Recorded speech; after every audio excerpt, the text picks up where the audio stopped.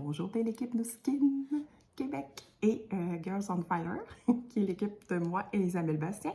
Donc, on va parler du rétinol. C'est Sophie qui m'a demandé de vous en parler, mais par rapport plus surtout aux contre-indications et ce qu'il faut faire avec ce produit-là qui est juste incroyable, qui est juste wow. Puis j'espère qu'aujourd'hui, vous défaites toutes les barrières et vous défoncez pour vos ventes. Ça va être vraiment un produit incroyable. Puis il faut en parler, il faut en parler, il faut en parler partout. Donc, qu'est-ce qu'il y a de particulier, notre rétinol? Vous l'avez vu, hein, ils ont été isolés, les peptides. En fait, ils ont comme vraiment fait une technologie là, hyper avancée où est-ce qu'ils ont été identifiés grâce à l'intelligence artificielle les bonnes combinaisons d'acides aminés pour faire quelque chose de wow avec ça. OK? Ça, c'est juste comme si notre rétinol était une coche au-dessus au niveau de tout ce qui est avancement technologique. Hein? Donc, puis en plus, ce qui est extraordinaire, c'est que le rétinol est encapsulé dans du polymère, OK? Ce qui fait qu'il va avoir une libération et une absorption beaucoup plus lente pour votre peau. Ce qui fait que, bien sûr, pour les personnes qui ont la peau fragile ou les peaux matures, on sait que c'est fragile aussi, bien, l'absorption va être plus lente, donc moins d'irritation et moins de risque de desquamation. Parce qu'on sait que les autres produits, c'est souvent ce qui va arriver, puis on va même demander aux gens d'aller progressivement à cause de ça avec les autres types de rétinol qui est sur le marché. Donc, OK. Mis à part ça, on y a ajouté en plus des ingrédients super apaisants comme le jojoba et l'autre que j'oublie toujours le nom, là, en fait, le 4TB Blend. Je ne sais pas c'est quoi, demandez-moi le pas, je ne sais pas. Mais on va plutôt s'attarder sur des détails. OK.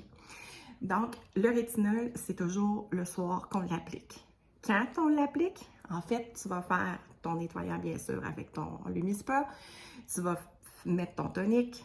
Tu vas ensuite de ça aller avec ton sérum. Si tu mets la majorité des sérums, en fait, on peut le mettre avant le rétinol. Parce que n'oublie pas, il y a un petit peu de polymère dedans, ce qui fait que c'est mieux de le mettre après certains types de sérums. Puis on sait que les sérums, hein, ça a des ingrédients très actifs. Donc, c'est la même chose pour le rétinol. Il y a des ingrédients très actifs dedans. Et c'est juste wow. C'est comme l'ingrédient niveau supérieur au niveau pour ralentir les signes de vieillissement. En fait, même les atténuer ou les faire disparaître. Et on a des photos juste incroyables là, qui circulent. Là. Wow! Puis prenez-en des photos, demandez à vos clients d'en prendre aussi des avant, après. Donc, je vous disais qu'on mettait les sérums. Par contre, il y a une exception. Alors, dans l'exception, c'est le True Face Essence Ultra. Celui qui est en pot, là, je ne l'ai pas, moi.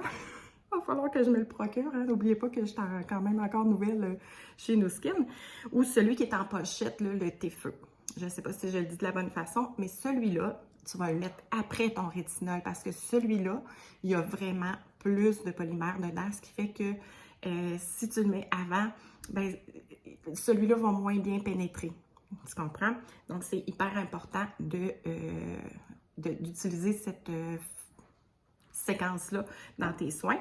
Ensuite de ça, ben, c'est certain que tu vas ajouter ta crème hydratante, ton contour des yeux.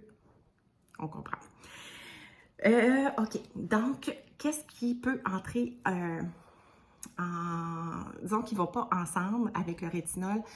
Tu ne mettras pas un sérum vitamine C en même temps.